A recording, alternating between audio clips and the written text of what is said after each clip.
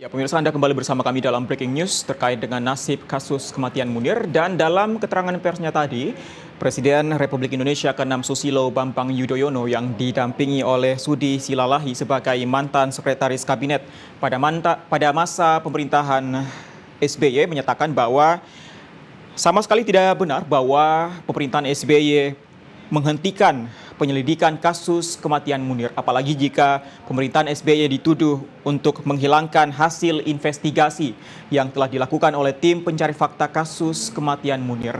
Dalam keterangan persnya juga Sudi Silalahi menyatakan bahwa pemerintahan SBY sudah melakukan penanganan yang serius, namun dengan batasan-batasan kewenangan dalam proses penyidikan karena mereka hanyalah tim untuk mencari fakta dalam kasus kematian tersebut.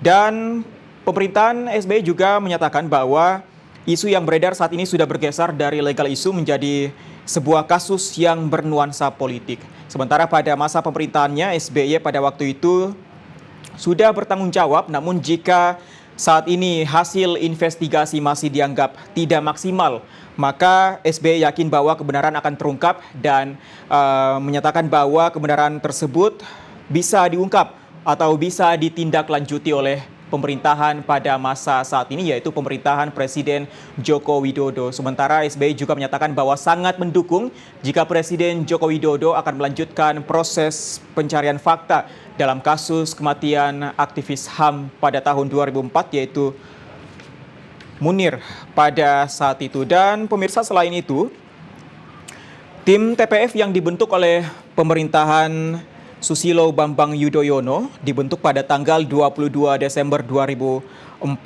yang terdiri dari unsur Polri. Kemudian ada juga unsur-unsur dari pihak Departemen Luar Negeri serta sejumlah LSM pada masa itu yang sebenarnya bertugas selama 3 bulan dari tanggal atau pada waktu ditetapkan, yaitu 22 Desember 2004, namun diperpanjang pada 3 bulan kemudian, yaitu pada Juni 2005. Dan hasil penyelidikan diberlakukan sebagai pro justisia dan kemudian ditindaklanjuti oleh pihak penegak hukum.